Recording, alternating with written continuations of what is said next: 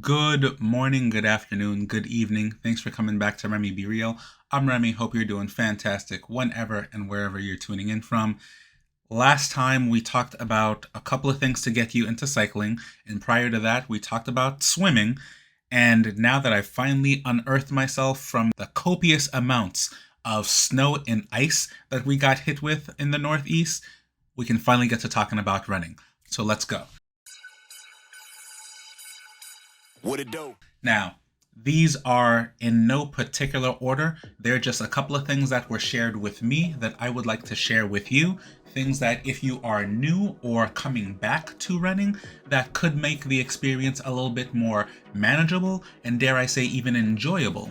And the more enjoyable it is, the more likely it is to stick. Now, if you find any of these tips helpful or useful, do me a solid and hit that like button. If you've got some other things that I've missed that have helped you along your way, please do leave them in the comments. We'd like to share these with as many people as possible and get more people enjoying our activities, because really, the more the merrier, right? So, with that, let's get right into it. One of the first things would definitely be to get organized. And what I mean by that is to come up with a plan, a structure, and really lay things out. Before you even get to the actual running, think of a schedule that will work for you. Not a schedule that's going to work for Bob over here or Sally over there. Think about yourself, what fits into your current lifestyle with your other obligations, whether you are a parent, you work full time, you have other commitments. Think about all of those things and when you can realistically get your runs done and how frequently you can run, whether that's 3 days a week, 5 days a week. Get all your gear organized. Know what you're going to wear that day for your run. It helps to lay things out the night before if you're running in the morning, or having a plan for what you're going to eat prior to the run, or more importantly, how things are going to flow when you get back from that run, so you're not just kind of scrambling to get back into your regular day life. Having that plan and being organized is going to make the activity of running less of a burden in your life and something that you can actually fit into your regular schedule and not have to force it, and then there's friction around your running. It just makes everything work a lot smoother. With that, the next thing would be to definitely start small. Don't let the excitement get you all hyped up to go conquer and move mountains right away. You'll get there, but definitely start small. If that means for you that you're gonna set a modest time goal, that maybe you just wanna run consistently for 10 minutes, start there. If you want to make it 30 minutes or build your way up to that, start there. Or if you have a predetermined loop in your neighborhood and you know this is a perfect mile or it's a mile and a quarter, start there. See if you can do that.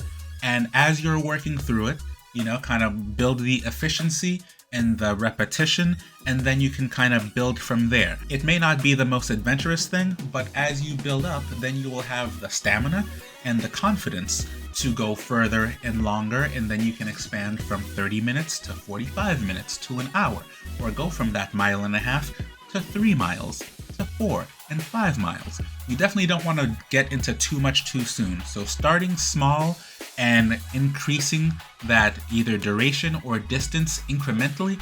They say use the 10% rule. That means no more than a 10% increase week after week. That's definitely a good recipe to get your body adapted to running, and also seeing how running will fit into your schedule, how you feel after the runs, so you're not completely wasted afterwards and not knowing where you can recover, which gets back into being organized, right? Another thing is to not overanalyze. And, speaking from the guy who loves his data, loves getting on Strava, loves checking out his training peaks and all that, early on, it's really not that important. You don't need a fancy watch. You don't need all the stats. You really just need to move, and move consistently. So don't get caught up in the paces and the cadence and the splits and the heart rate. All of that will come. Early on, what you really want to do is build that relationship with running, and that's not going to come by stressing out over all the different metrics and the data. If you want to get into that, there's definitely a time and place, and they will always be there. Actually, it is really beneficial later on to come back and revisit to see where you started to measure against progress a year down the line versus just looking now where you haven't even set a benchmark yet. So just don't worry about it. Don't stress what everybody else is doing. Don't worry about well, how do I match up against others in my age group? Just know that you're better off than when you were running 0 miles, right? So don't stress that.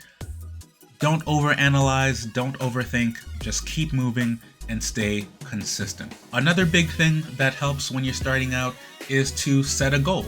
Now, we talked about setting maybe a time parameter or a distance parameter, but there's nothing quite like having a date on the calendar, a milestone, whether that is a destination that, I'd like to run to that park and back one day.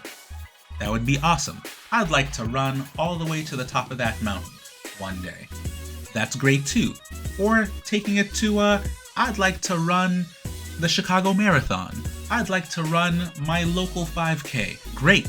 Once you have those things and you have your eyes set on a specific moment in time, it really helps to work backwards and schedule all your runs and figure out how much time you're going to need to build up, if it's actually a reasonable goal, and how much rest you're going to need in between, and figure out all the little nitty-gritties so that you can work towards something and get excited about that something. And there's nothing quite like that feeling once that day comes and you know that you've put in all the work and then you achieve that goal, and it's a feeling that I can't even put into words to describe.